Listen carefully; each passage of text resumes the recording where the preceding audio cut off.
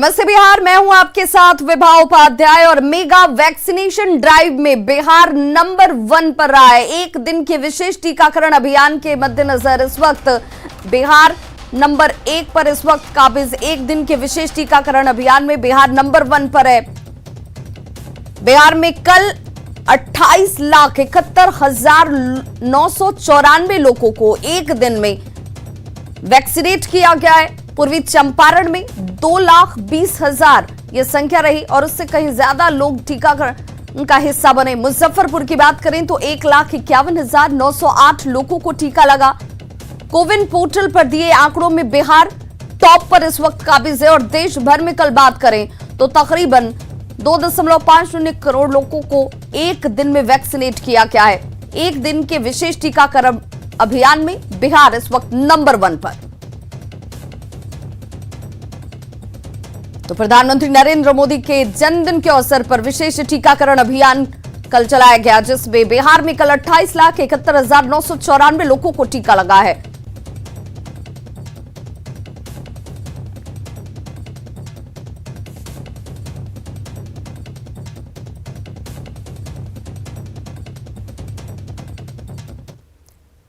जम्मू कश्मीर में आतंकियों ने बिहार के एक व्यक्ति की हत्या कर दी है। मृतक का नाम शंकर कुमार चौधरी है और वो कुलगाम में मजदूरी का काम करता था। शंकर चौधरी के पिता का नाम खोखा चौधरी है।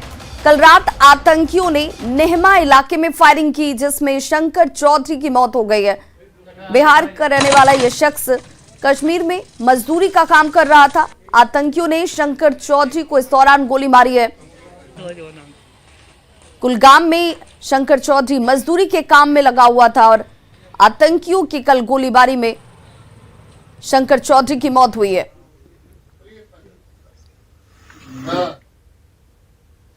बगहा में विश्वकर्मा पूजा पर खुलेआम अवैध हथियारों की पूजा करने का मामला सामने आया है। मामला धनाहा थाना क्षेत्र के पेपरपाती गांव का है। लाइसेंसी हथियार के साथ अवैध आर्म्स की पूजा करने वाले आरोपी सिप्पू सिंह को पुलिस ने फिलहाल गिरफ्तार कर लिया है। साथ ही 3 हथियार भी बरामद किए गए हैं। बताया जा रहा है कि आरोपी सिप्पू सिंह के पास एक लाइसेंसी हथियार है और उसने कुछ अवैध हथियार भी रखे हुए थे, जिसकी पूजा कल विश्वकर्मा पूजा के अवसर पर की जा रही थी और उसके बाद पुलिस की तरफ से कार्रवाई की गई। तस्वीरें आपके सामने और किस तरीके से यहाँ पर एक लाइसेंसी हथियार और उसके बाद कई दूसरे जो हथियार आपको नजर आ रहे होंगे वो गैर लाइसेंसी थे, जिसके बाद पुलिस ने कार्रवाई करते हुए सिप्पू सिंह को गिरफ्तार किया है।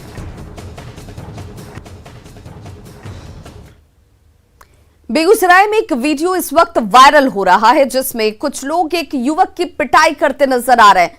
तस्वीर हम आपको दिखाने जा रहे हैं। ये बेगूसराय से तस्वीर सामने आई और आपके टीवी स्क्रीन पर देखिए एक शख्स जो इस वक्त उठक बैठक करता हुआ आपको नजर आ रहा होगा। 2 लोग उसे बुरी तरह से पीटते हैं। जीडी कॉलेज की ये तस्वीर बताई जा रही है, जिसमें साफ नजर आता है कि कुछ लोग हथियार लहराते हुए युवक को पीट रहे हैं।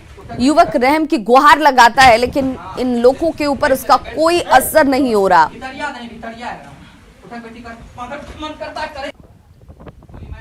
जीडी कॉलेज में बदमाशों की करतूत सामने आई है। मयंक कुमार पिता सरोज सिंह है, जैसे की पहचान की गई है कि उसी की पिटाई हो रही है। इस संबंध में नाम पता सत्यापित किया जा रहा है। एक व्यक्ति को पूछताछ के लिए लाया भी गया है। आगे की कार्रवाई जारी है। सुपौल से धर्मांतरण की खबर सामने आई। आरोप है कि कुछ दिनों पहले ईसाई बने लोग ही गांव के लोगों का धर्मांतरण करा रहे हैं। स्थानीय लोगों का यह कहना है कि प्रलोभन देकर लोगों का धर्म परिवर्तन कराया जा रहा है और इसके लिए प्रार्थना सभा का सहारा लिया जा रहा है। बीमारी ठीक कराने के नाम पर भी लोगों को बरगलाकर धर्म परिवर्तन कराया जा रहा है। स्थानीय लोगों की शिकायत पर एक युवक को इस दौरान पकड़ा गया है। राजेश्वरी ओपी के कंजरा में लोगों ने धर्म परिवर्तन के आरोप में युवक को पकड़ा है। वार्ड नंबर 12 में धड़ल्ले से धर्म परिवर्तन का काम पिछले 6 महीना से चल रहा था। जब इसका सूचना विश्व हिंदू परिषद के कार्यकर्ताओं को पता चला तो हम लोगों ने जब वहां पहुंचा तो पता चला कि 22 परिवार के लोगों को प्रलोभन देकर के धर्म परिवर्तन करवाया गया, जबकि वहां के ग्रामीणों ने इससे पूर्व में भी प्रशासन को सूचना दी थी कि इस तरह का धर्म परिवर्तन का काम हमारे यहाँ हो रहा है। प्रशासन किसी भी प्रकार से कार्रवाई करने में असमर्थ रहा। आज जब हम लोगों ने इस विषय को जाना और वहाँ के समाज से जाके मिला तो समाज की सहायता से वो जो पास्टर धर्म परिवर्तन का काम करवाता था, प्रार्थना सभा करवाता था। बेतिया में कोरोना महामारी से हुई मौत की सूची में एक ऐसे शख्स का नाम डाल दिया गया जो जिंदा है। पीड़ित चंद्रशेखर ने बताया कि मुआवजा राशि के लिए फोन आने पर उन्हें इस बात की जानकारी होती है कि उनकी मौत कोरोना से हो चुकी है। जीएमसीएच की ओर से कोविड पोर्टल पर यह नाम भी डाल दिया गया। अस्पताल अधीक्षक ने इस गलती को सुधारने का भरोसा दिया है। फोन आया था कि आप आश्रित बोल रहे हैं जी, तो आप क्या बोले? हम तो थोड़ा कुछ देर के लिए सोचने लगे, फिर हम क्वेश्चन किए कि मतलब आश्रित तो चंद्रशेखर पासवान का देहांत हो गया है कोरोना पॉजिटिव होने के बाद। तो हम बोले नहीं, मैं खुद चंद्रशेखर पासवान ही बोल रहा हूँ। अच्छा, जी। तब क्या जवाब है वैसे? तो मतलब विचित्र सा फीलिंग किए। हाँ, कौन फोन किया? सबसे पहले अंचल से फोन आया, बेतिया सीआई के द्वारा, उसके बाद सीओ साहब के द्वारा। बेतिया से जी। तो हम सबको यही जवाब दिए कि नहीं सर, हम तो मतलब स्वस्थ हो गए हैं। स्वस्थ होने के बाद जो है मतलब फिर नेगेटिव का रिपोर्ट लेके हम अपना ड्यूटी कर रहे हैं। ही नाम के 2 व्यक्ति थे और एक व्यक्ति की मृत्यु हुई थी, उसी व्यक्ति के नाम के चलते हुआ था, लेकिन सुधार दिया गया है इसको। अब इस तरह का कोई मामला है नहीं। कहाँ से चूक कहाँ से हुई थी? ऑफिस में जो क्लर्क लोग बना रहे थे लिस्ट, उसमें नाम वही था। वो पॉजिटिव लोगों का नाम देखा जा रहा था तो नाम वही था और एड्रेस में थोड़ा फर्क आ गया है ना, जिसको कि बाद में सुधार कर सही कर दिया गया है। सुपौल में अपने बेटे के शव के साथ एम्बुलेंस से कूद जाना सवालों में है। महिला दरअसल अपने बच्चे का इलाज कराने सदर अस्पताल पहुंची थी, जहां इलाज से पहले ही बच्चे की मौत हो गई थी। महिला को अस्पताल के ही दूसरे मरीज के परिजन एम्बुलेंस से ले जा रहे थे और तभी बीच रास्ते में चलती एम्बुलेंस से महिला अपने बच्चे के शव के साथ कूद गई, जिससे वे गंभीर रूप से घायल हो गई है। सदर अस्पताल में इस वक्त इस महिला का इलाज जारी है। घायल महिला का यह कहना है कि चलते एम्बुलेंस से उन्हें फेंका गया, जबकि एम्बुलेंस के ड्राइवर और दूसरे शख्स का यह कहना है कि महिला खुद ही एम्बुलेंस से कूद गई है।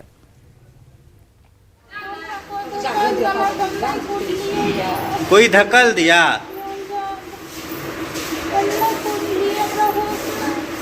आने के बाद हम लोग तो आगे में बैठे थे, हम लोग इसको नहीं देखे। ये अपने आप ही कौन चीज से आ रहे थे? एम्बुलेंस से आ रहे थे सर, तो ये अपने आप ही कूद गया नीचे। कौन गाड़ी चीज का स्पीड तकरीबन 20 का था, ऐसे ही 20-25 से कूद गए। कंडक्टर साइड में खिड़की से कूद गए, कंडक्टर साइड में अपने से कूद गई। जी। हम इसको बोले भी, शीशा में जैसे देखे हम, कह रहे ये महिला कूद रहे हैं, जितने में कूद गए। हम गाड़ी करीब बगहा में गौतम बुद्ध सेतु पर 126 खंभे लगाकर उसमें सोलर लाइट लगाया गया था। इस पर तकरीबन 60 लाख रुपए खर्च किए गए, लेकिन रख रखाव के अभाव में ये अब बेकार हो चुके हैं। हालांकि पथ निर्माण मंत्री नितिन नवीन जल्द ही इसे दुरुस्त करने का भरोसा देते नजर आए। सर लाइट उस पे नहीं चलता है, पूरा रात अंधेरा रहता है। देखिए वो बातें अगर वैसे भी है कि किस पे अगर नहीं मेंटेनेंस हो रहा है या ये वन टाइम के लिए बना था, तो सारी चीज़ों को हम लोग वर्कआउट कर लेते हैं। अगर नहीं हो रहा है तो उसको आगे मेंटेन किया जाएगा।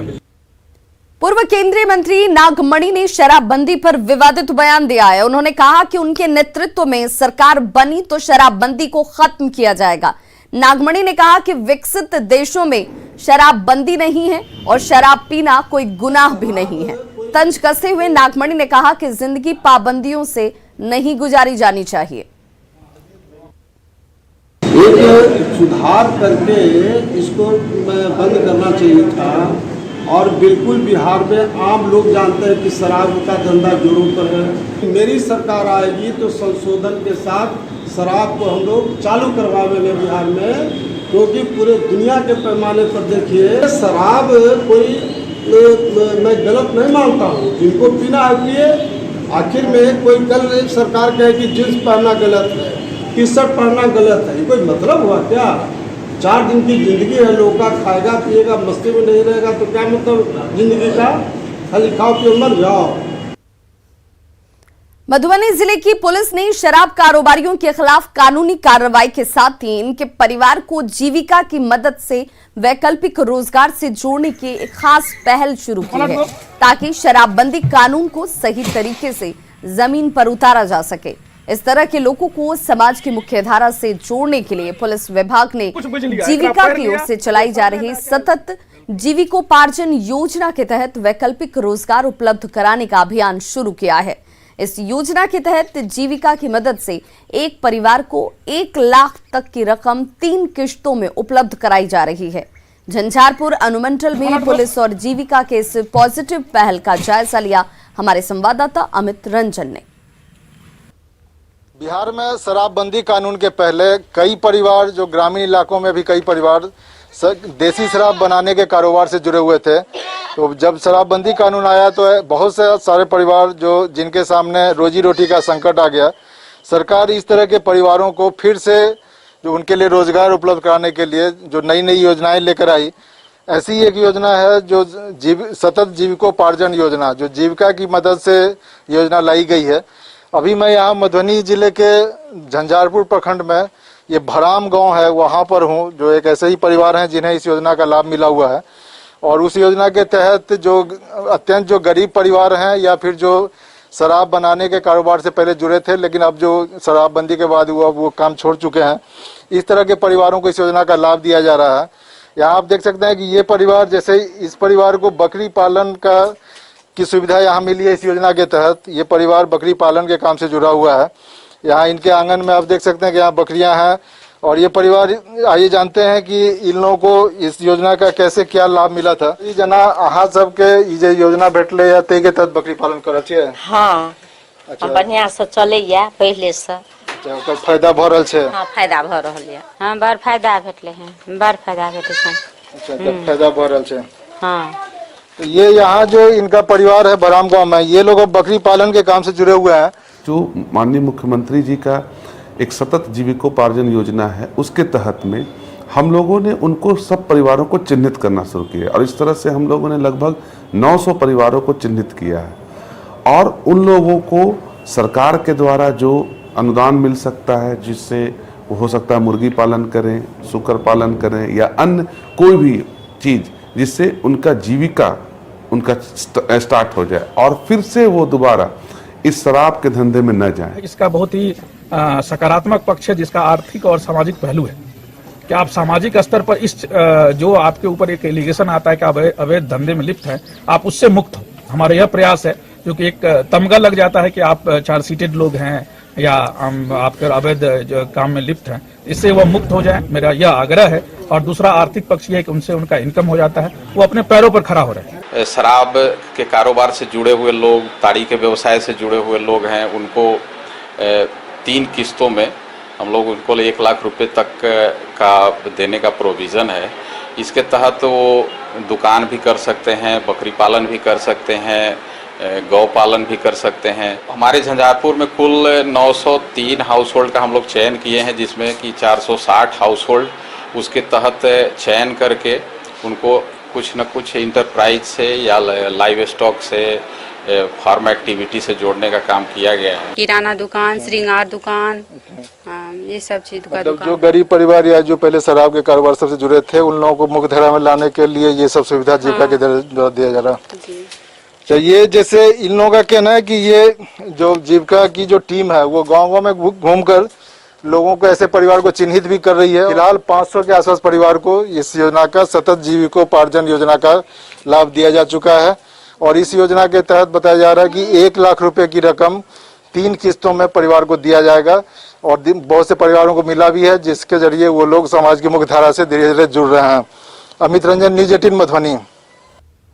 बगहा के रामनगर में स्कूली बच्चों को एक पुलिस अधिकारी के स्कूल आने का इंतजार रहता है। दरअसल रामनगर थानाध्यक्ष कपूरनाथ शर्मा बच्चों में पुलिस अंकल के नाम से के साथ साथ देखिए गुरुजी के रूप में भी बेहद फेमस हैं। कपूरनाथ शर्मा को जब भी कभी फुर्सत मिलती है, वे स्कूल पहुंचकर बच्चों में शिक्षा का अलग जगाने की पहल करते हैं। उनके शिक्षा दान से बच्चे भी बेहद उत्साहित हैं। हमारे क्लास में आए और उन्होंने हमें विज्ञान के बारे में बहुत कुछ बताया है और अनजान व्यक्ति से दूर रहना चाहिए और किसी के भी बहकावे में नहीं आना चाहिए और उन्होंने माता पिता से हमेशा आदर से बात करनी चाहिए। हम नगर थानाध्यक्ष आज विद्यालय में आए और हम बच्चों का उन्होंने अधिक बच्चों को देखा और बच्चों से बातचीत की। इसी क्रम में उन्होंने कुछ अच्छे ज्ञान भी दिए और बच्चे काफ़ी उत्साहित होकर मेरी बातों को सुन भी रहे थे और काफ़ी बातें बच्चों ने अपने मस्तिष्क में रखी हैं। आज हमारी इच्छा हुई कि हमारे जो छोटे छोटे बच्चे हैं इन्हें उनकी सुरक्षा के बारे में और कुछ जनरल नॉलेज अपने हिंदुस्तान देश की परंपरा, कुछ अंतरिक्ष आदि के बारे में कुछ ज्ञान दें और इसलिए मैं आया हूँ। बच्चे मेरे देश के और पूरी मानवता का भविष्य है। और फिलहाल यहाँ रुक रहे एक छोटे से अंतराल के लिए।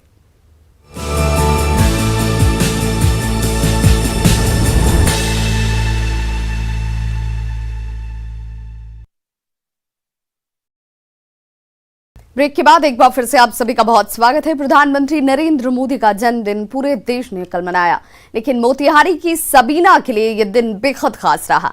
सबीना दिल्ली तो गई थी इलाज कराने, लेकिन रेलवे स्टेशन पर उतरते ही उसने वो कर दिया जिसे सबीना ने सपने में भी नहीं सोचा था। पूरी रिपोर्ट देखिए।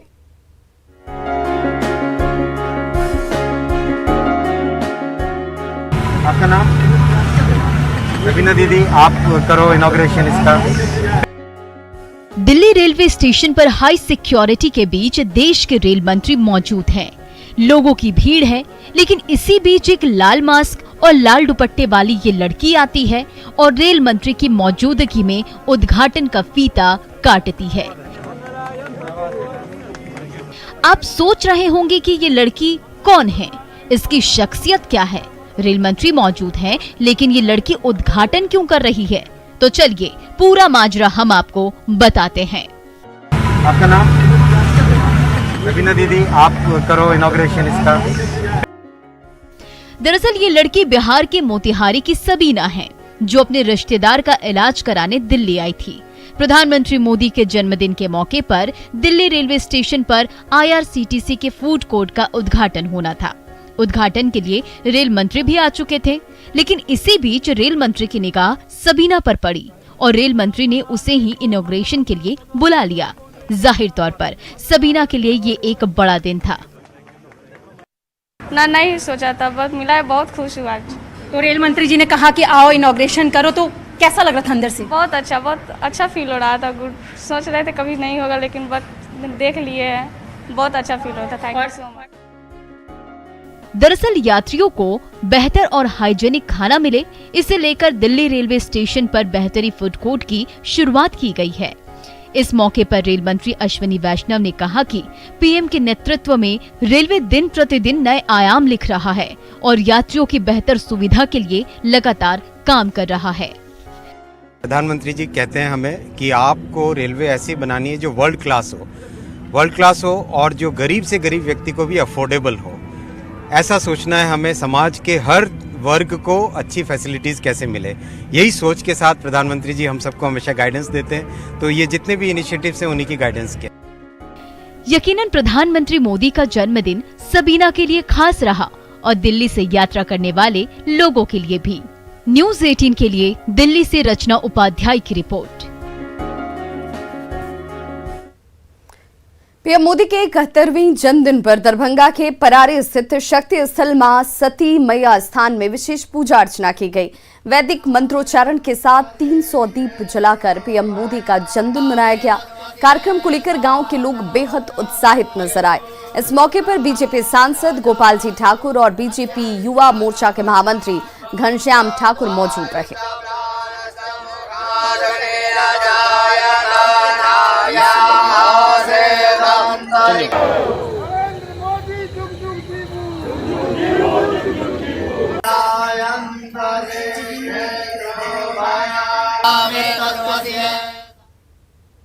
तो खबरों का सिलसिला लगातार जारी है। आप देखते रहिए न्यूज़ 18 बिहार झारखंड।